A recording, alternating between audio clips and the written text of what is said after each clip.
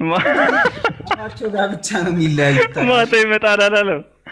ኧረ ሳላ ተው እንጂ አታስባንን፣ ሳላ አታስባንን እድሜን። ምን ለውጥ ማክሱ ይሻላል። ፒኬ የለበሰው ማክስ ባይሆን ከአፉ በታች ደብቆትለታል። አዎ እንዴ!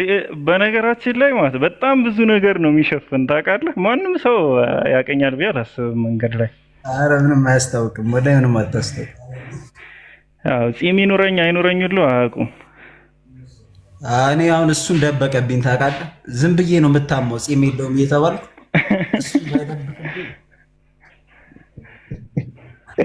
እሱ ለማያውቅ ሐሜት ላይ ብቻ ሰው ሐሜት ነው የሰማው።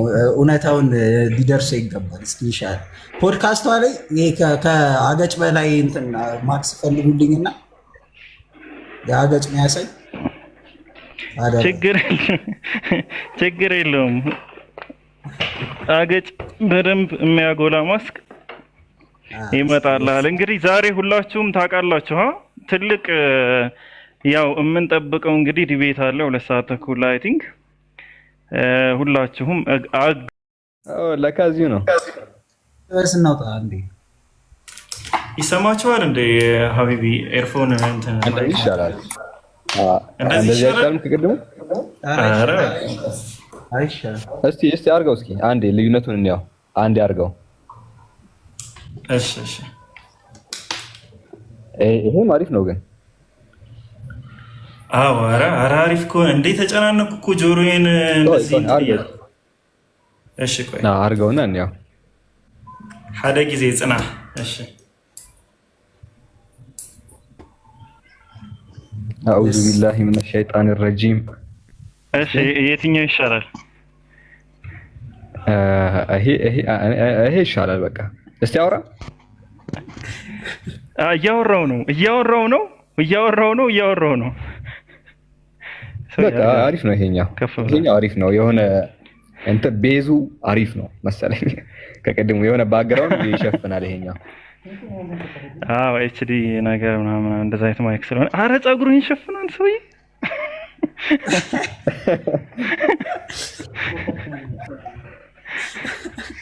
አላሁ አክበር። ኦኬ እሺ ያንተ በቃ ያው እንደዚህ በአንድ ማይክ ስለሆነ የምንገለገለው በቃ እንዲሁ ይሻላል። ምን እንዳስታወሰኝ ታውቃለህ? በፊት ላይ ካፊሮች ቤት ይገባ ነበር እና ህዝቤ ሁሉ ተከትሎ ትሄዳል እና ቪዲዮ እየለቀቀ ዝንጀሮች ይከተሉኛል እያለ ይሞልጨን ነበር። ሚሚ ሰራ ነበር በዝንጀሮ ቪዲዮ።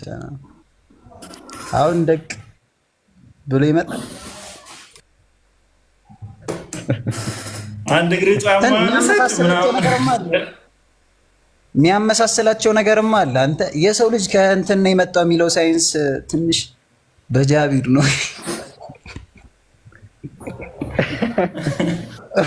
አንተ ቴስቶች እየሰሙ ነው።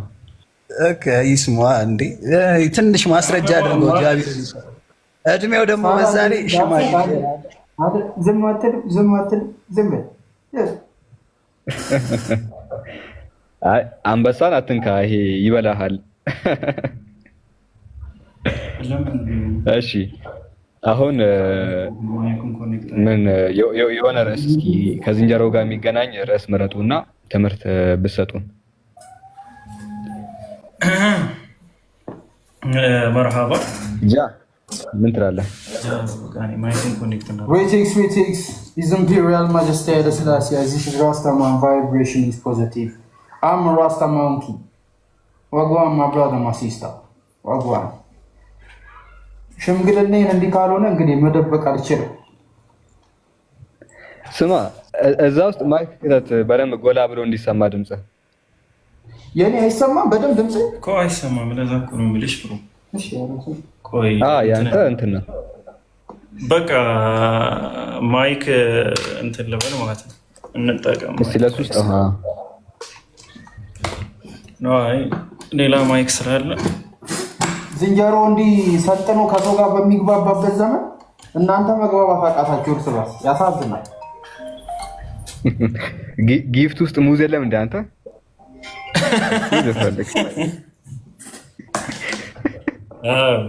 እንደዛማ ቢሆን አይ ቲንክ የለም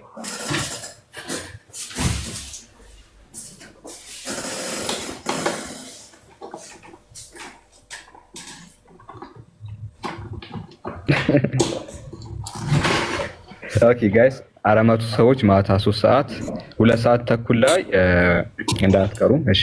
ውይይት አለ። አካውንት እንግዲህ የታች ማወዳ ውይይት አላት። እንዳትቀሩ። እኛን ተከትላችሁ ከገባችሁ አካውንቷን ታገኛላችሁ። ለማታውቁ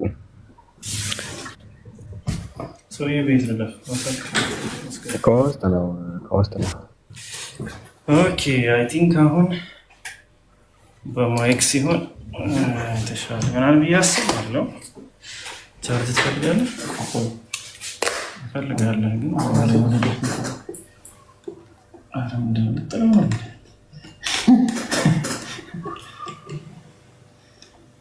ቸኩሎ ይብን ስልክ አደራረጉን እንኳን አላውቅም።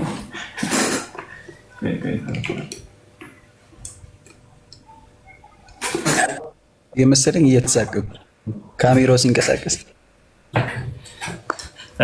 አይ ፊልተር አይደለም።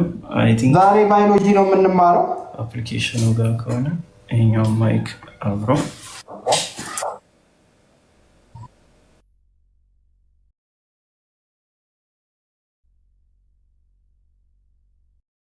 የሚመስለው እያለ ነው አንዱ ኮሜንት ላይ ጃቢር ነው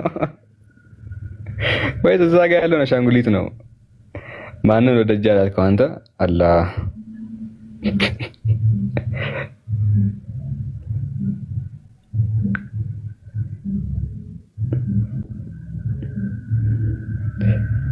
ወአለይኩም ሰላም ወራህመቱላህ። ፒክ የርዕሳችሁ ምንድነው? ኒውተን ሀቢቢ ርዕስ እንትን አላልንም ጊዜ ሰው ትንሽ አለው ሰብሰብ አድርገህ ነው እንቆየው። ኦልሬዲ ረዘም ያለ ጊዜም ስለማንቆይ ከሚል አንጻር ነው። ቤት ነው ይገባል እና ካሉን በምን ልሰማ ነው? እሺ ብሉቱዝ እናድርገው። አምጣ ብሉቱዝ ቀራችሁ የአንዳችሁን ሚዩት አድርጉት። ከዛ በአንዳችሁ ሚዩት አድርገህ ነው አንተ ፕሮፌሰር እሱ ጠፋን አገናኘው ብሉቱዝ። በነገራችን ላይ አንድ ርዕስ አለኝ፣ እሱ ላይ እናወራለን። አሁን የጃን ማክስ ሳየው የሆነ ርዕስ መጣልኝ። ትዝ የሚላችሁ ከሆነ አንድ ሁሌም የምንጠይቀው ጥያቄ አለ አይደለ? መለኮት ሞቷል ወይ? መለኮት ተሰቃይቷል ወይ? ያን ሲገርፉት ብለን ስንጠይቅ መለኮት አይሉም በስጋ ነው የሚሉትና መለኮት በስጋ እንደዚህ ሆነ፣ መለኮት በስጋ ተገረፈ፣ መለኮት በስጋ ተደበደበ ነው የሚሉት። እና ምን ማለት እንደሆነ እስቲ እንግዲህ እናያለን። አሪፍ ርዕስ ይመስለኛል። ምን ያህል ሴንስ ያለው ነገር እንደሆነ በማክስ ነገር ነገራቸዋለሁ። እሺ እንግዲህ መለኮት ስጋን ተዋህዷል። ያው ሐሳቡን ልንገራችሁ። ያው ይሄ ከባክግራውንዱ ጀምሬ ስነግራችሁ አሁን ትኩረታችሁን ትምህርቱ ላይ አድርጉ። እሺ ብዙ ጊዜ ስንጠይቃቸው ክርስቲያኖችን አምላክ ተደብድበዋል ወይ፣ አምላክ ቆስሏል ወይ ምናምን ስንላቸው አምላክ ቆስሏል አይሉም፣ ወይ ስጋ ብቻ ተደብድበዋል አይሉም። የሆነ ኮንፊውዝ የሚያደርግ መልስ ይነግሩናል። አምላክ በስጋ ነው የሚሉት። አምላክ በስጋ እስቲል አምላክ ሰፈር አድርጓል ወይ ስንላቸው ግልጽ መልስ ሳይሆን አምላክ በስጋ እንደዚህ ሆኗል፣ አምላክ በስጋ እንደዛ ሆኗል ነው የሚሉት። የሆነ ወጥ ነገር አይናገሩም። እና አምላክ ስጋን ከተዋሃደ በኋላ ሰዎቹ በሚቀጠቅጡት ጊዜ ያንን አምላክ የምርም ህመም ይሰማው ነበረ ወይ ያመው ነበረ ወይ ስንል እንግዲህ ክርስቲያኖቹ በስጋ ነው የሚሉት። እና በስጋ ነው ማለት ምን አይነት ምሳሌ ነው እንግዲህ ያለው? ለምሳሌ አንድ ሰው የሆነ ማክስ ውስጥ ቢገባ፣ ኦኬ ማክስ ውስጥ ገብቶ ቢቀጠቀጥ ማለት ነው። የሆነ ሰው እንግዲህ የሆነ ያን ማክስ ውስጥ የገባውን ሰው ቢደበድቡት ማን ነው የተደበደበው? ማን ነው የተቀጠቀጠው ሲባል ቀጥታ ጃቢር ነው አይሉ። ጃቢር በማክስ አይነት ነው። አሁን ለምሳሌ በጃቢር እንውሰድና የሆነ ሰው ጃቢርን በቦክስ እየመታው ነው እና ጠያቂው እየተመታ ያለው ማን ነው ሲል ጃቢር ተመቷል አይሉ። ኦኬ ጃቢር በማክስ ተመቷል ነው የሚሉት። እኛም ስጠይቃቸው አምላክ ተመቷል ሳይሆን አምላክ በስጋ ተመቷል ነው። ስለዚህ የምርም አምላክ ያን ህመም እንትን ያረጋል ወይ ነው ፊል ያረጋል ወይ ነው መለኮት ማለት ነው። መለኮት ያመው ነበር ወይ ሲመታ ከተባለ እንግዲህ ዋናው ፖይንት እዚህ ጋር ነው። የሚያመው ከሆነ አምላክ እንዴት ነው ፔን እንትን የሚያረገው ሰፈር የሚያረገው? አምላክ እንዴት ነው እሱን እንዴት ነው የሚያመው? አይ ስጋውን ነው ከተባለ ስለዚህ አምላክ አይደለም ነው። ስጋ ውስጥ ገብቶ ነው ስጋውን እያስቀጠቀጠ ያለው። ስጋ ውስጥ ልክ አይረንማን ፊልም የምታውቁ ከሆነ አይረንማን የሚባል ፊልም ሰውየው የሆነ ማክስ ነገር ይሰራል ከብረት የተሰራ እና ሰዎቹ ሲደበድቡት እሱ አይሰማውም። የሰራው ብረት ነው የሚደበደበው፣ የሰራው ብረት ነው የሚቀጠቀጠው እንጂ ከውስጥ ሰውየው ቶኒ ስታርክ የሚባለው ምንም ያን ያህል አያመውም። ስለዚህ አምላክም እንደዛ ነው ወይ ያረገን ነው። ስጋን ፈጥሮ የፈጠረውን ስጋ ልክ አይረንማን ማክስ እንደሰራው እሱን እያስቀጠቀጠ እሱ ብቻ የሚያመው ከሆነ ብረቱ ወይ ስጋው የሚያመው ከሆነ ስለዚህ አምላክ አይደለም ነው ስቲል እየተደበደበ ያለው። ስለዚህ ጥያቄያችን መለኮት ህመምን ያስተናግድ ነበር ወይ? የምርም ያመው ነበር ወይ ወይስ ስጋው ነው የሚያመው? ስጋው ብቻ ከሆነ አምላክ ስጋ ፈጥሮ ስጋውን እያስቀጠቅጣል ነው። ዳት ማንም ሊያደርገው የሚችለው ማክስ ውስጥ ገብቶ ማክስ ማስደብደብ ማለት ነው። እና እስቲ እናንተ እንዴት ነው የምትረዱት ይሄንን ኮንሰፕት እዚህ ውስጥ ያላችሁ ወንድሞች?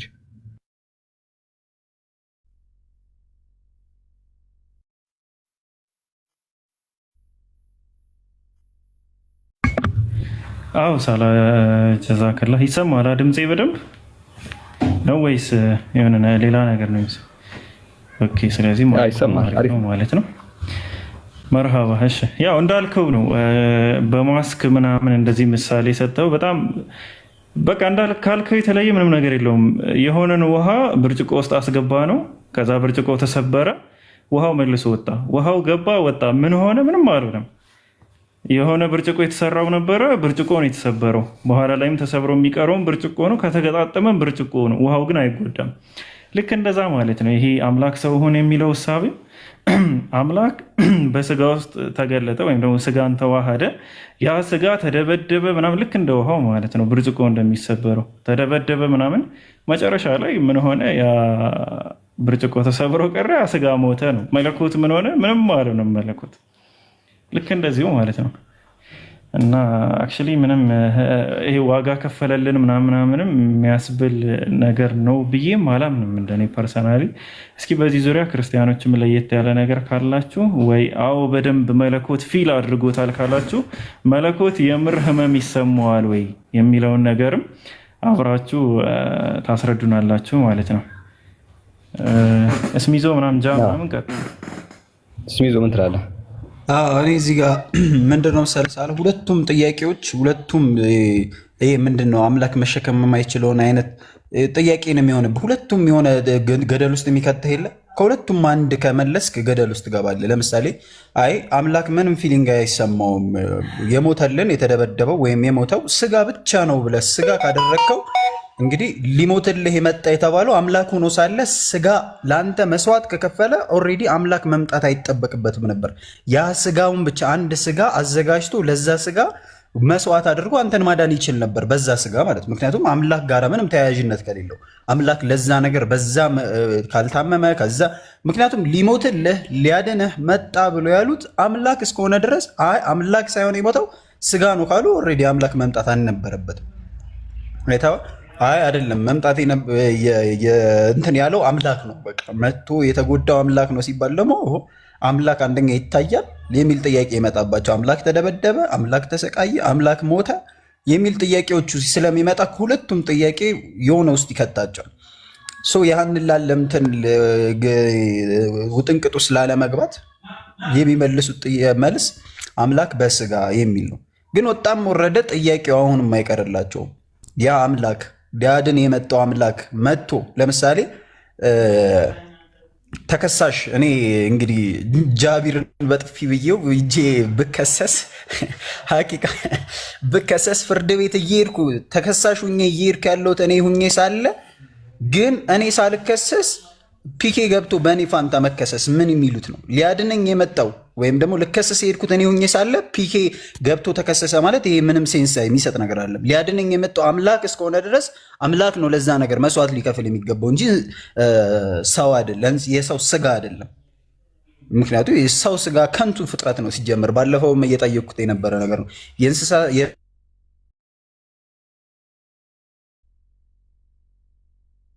ኔትወርክ ነው እየሰማኝ አይደለም።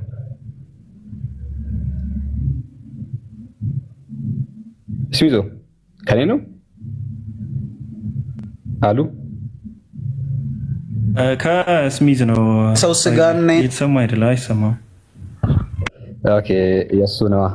እንደዛ ከሆነ ወደ ኋላ እንመልሰው ቶፒኩን።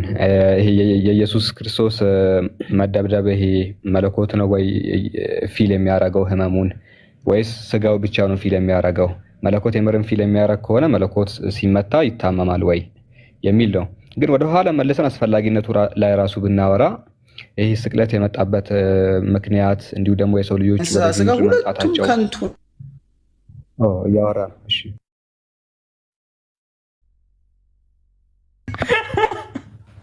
መሀል ላይ ምንድን አንተ ታክል እስቲ እያወራ ነው ባይዘ ስሚዞ እንዴት 2 ዓመት እኮ አልፎታል ነገሩ አሁን ይመጣል። ያ እኛ ከተን ወደ ሌላ ገብተናል እኮ በቃ እኔ ልቀጥልና እንትን ከመጣ እንትን እናደርገዋለን። ወደ ኋላ መልሰን የሰው ልጆች እንግዲህ ወደዚህ ምድር የእርግማኑን ጉዳይና የስቅለቱን አስፈላጊነት ሎጂካል ሆናችሁ ስትመለከቱ በጣም ምንም እኔ ከአምላክ እንደዛ ያስባል ብዬ አላስብም። ከመሰረቱ ማለት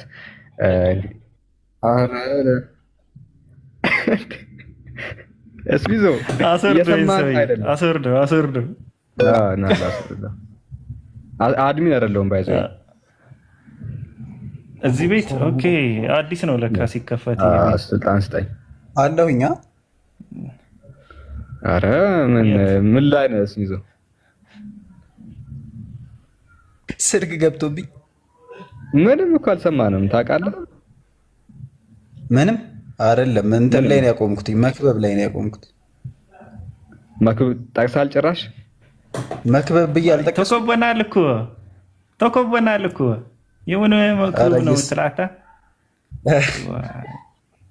አረ ዳሽ ብሮ ምንም አልተሰማንም ወላሂ። ቀጥል ሀቢቢ እንደገና ወይ ሁለቱም ጥያቄ ችግር ውስጥ የሚከታቸው ጥያቄ ነው። ምምለውንስ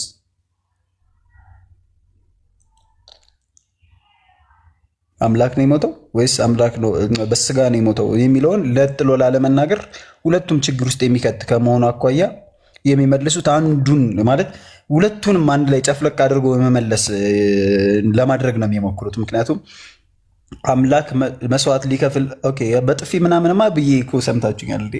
እሱን ሰምታችሁኛል።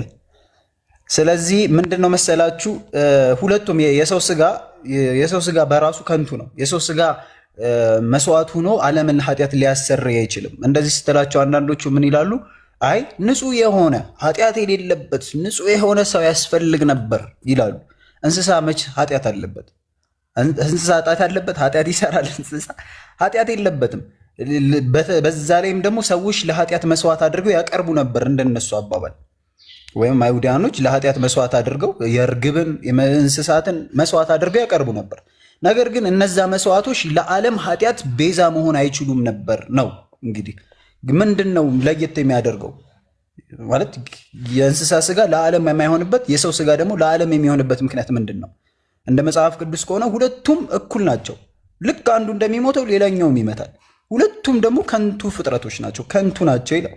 ስለዚህ ያስፈለገው ምንድን ነበር? ኃጢአትና ዓለምን ኃጢአት ለማሰር አምላክ ነው ከተባለ ስለዚህ መምጣት ያለበት አምላክ ነው፣ መሞት ያለበት የመጣው ሊያድን የመጣው አምላክ ከሆነ የሚሞተውም አምላክ ነው። አይ አምላክ ሊያድን መጣና ስጋ ሞተ ከተባለ አሁንም ነንሴንስ ነው። እኔ እንደዛ ነው ምለው። ሀዛ ወላሁ አዕለም። ቀጥሉ።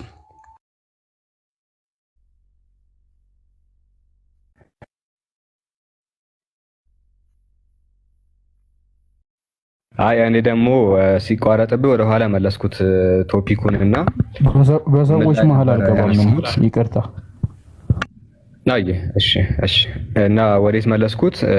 እንግዲህ አምላክ ለሰው ልጆች ኃጢአት ሁሉ ሞተዋል ብለው ይነግሩናል እና ስቅለት አጠቃላይ ከጅምሩ አንስቶ ትርጉም የሚሰጥ ነገር ነው ወይ? አምላክ ሞተልህ፣ አምላክ ተሰቀለልህ፣ ተደበደበልህ ምናምን የሚሉ ነገራቶች የምርም ትርጉም አላቸው ወይ ስንል በፍጹም የላቸውም። ከመጀመሪያው አንስታችሁ እንግዲህ አዳምና ሔዋን ገነት ውስጥ ነበሩ። ከዛ አትብሉ ከተባሉት ፍሬ ወይ ዛፍ በሉ እና አምላክ አባረራቸው ነው ከገነት። ኦኬ፣ ኃጢአትን ስለሰሩ አምላክ ከገነት አባረራቸው፣ አስወጣቸው ነው። ከዛ በኦርቶዶክስ ትምህርት ደግሞ አንድ ነገር አለ። እሱ ምንድን ነው? ምን መጽሐፍ ቅዱስ ላይ ባይኖርም ያምኑበታል። መጽሐፍ ቅዱስ ላይ እንደዚህ የሚባል ነገር የለም። ምንድን ነው የሚሉት? አምላክ አዳምን ካስወጣው በኋላ ከገነት ከልጅ ልጅ ተወልጄ አድናሃለሁ ብሎ ቃል ገባለት። ከ5500 ዓመታት በኋላ ከልጅ ልጅ ተወልጄ አድናሃለሁ ምናምን ብሎ ቃል ገባለት ነው። ስለዚህ ከመሰረቱ የአምላክ ሕሳቤ እሱን ማዳን ነው ያድናሃለሁ ብሎ ልኮታል ነው ወደ ምድር። እና ይሄ ራሱ ጥያቄ የሚያስነሳ ነገር ነው። ምክንያቱም አምላክ ሁሉን ነገር ያውቃል፣ ሁሉን ነገር አስቀድሞ የሚያውቅ አምላክ ነው እና ፍላጎቱ የምርም አዳም ማዳን ከሆነ 5000 ዓመታትን ማስቆጠሩ ለምን አስፈለገ ነው። በ5000 ዓመታት መካከል ደግሞ የተፈጠሩ በጣም ብዙ ነገራቶች አሉ። ጽድቃቸው እንደ መርገምት ጨርቅ ተቆጠረባቸው። ምንም ጽድቅ ቢሰሩ ወደ ገሃነም ነው፣ ምንም ጽድቅ ቢሰሩ ወደ ሲኦል ምናምን ነው የሚሉን እና እንደዚህ ያሉ ነገራቶችን ማድረጉ ለምን አስፈለገ? ለማዳን ከሆነ ምኞቱና ፍላጎቱ። ልክ ወደ እስልምናችን ስንመጣ በእስልምና እንግዲህ አዳም ካጠፋ በኋላ ጸሎት አደረገ ነው። ምን ብሎ? ረበና ዘለምና አንፉሰና ወይለም ተግፊር ለና ወተርሐምና ለነኩነና ሚነል ዛሊሚን ነው አይደለ? ጌታችን ሆይ እኛ ራሳችንን በደልን፣ ኃጢአትን ሰራን፣ አንተ የማትምራን ከሆነ ከበዳዮቹ እንሆናለን አሉ ብለው ጸሎት አደረጉ። ከዛ ፈታበ ዐለይሂም አላህ ደግሞ ይቅር አላቸው። ኢነሁ ወተዋቡ ረሂም አይነት ነገር አለ። እሱ መሐሪ አዛኝ ስለሆነ አዳምን ይቅር አለው ነው። ነገራቶች ሁሉ እዛ ጋር ተጠናቀቁ። የአዳም ልጅ የወረሰው እኛም የመጣብን የውርስ ኃጢአትም ሆነ ምንም አይነት ይሄ ክርስቲያኖች የሚሉት የውርስ ኃጢአት የለም። ሁሉም ነገር እዛ ጋር ነው የሚጠናቀቀው ነው። ከዛ በኋላ በቃ ህይወት ይቀጥላል ነው። አንድ ሰው በመልካም ስራው በእምነቱ ይድናል፣ እንዲሁ ደግሞ በክህደቱ እንዲሁ ደግሞ በሚሰራቸው መጥፎ ስራዎች ይቀጣል። ይሄ ነው ትክክለኛው እሳቤ፣ ትክክለኛው ደግሞ ትምህርት ይሄ ነው። ወደ ክርስትና ስንመጣ እግዚአብሔር አዳምን አድናሃለሁ ብሎት ከዛ በኋላ ደግሞ ወደ ምድር ላከው። 5000 ዓመታት ከተቆጠሩ በኋላ ኢየሱስ የሚባል ልጁን ላከ። ኦኬ፣ ኢየሱስ የሚባል ልጁን ላከ። ይሄንን ክርስቲያኖች ሲሉን በጣም ስለሚወደን እኮ ነው ልጁን ላከው ይላሉ። ኦኬ፣ አንደኛ ቢወደን ኖሮ አስቀድሞ ባልረገመን ነበር። አስቀድሞ ምድሪቱን ባልረገማት ነበረ። አስቀድሞ በአንድ ሰው ኃጢአት ሁሉንም ባልወነጀለ ነበረ። ኦኬ፣ የምርም ቢወደን ኖሮ እሺ ይሁን ብለን ስንቀበለው አንድያ ልጁን በጣም እናንተ ዮሐንስ ወንጌል ምዕራፍ 3 ቁጥር 16 አካባቢ ላይ አንድያ ልጁን እስኪሰጥ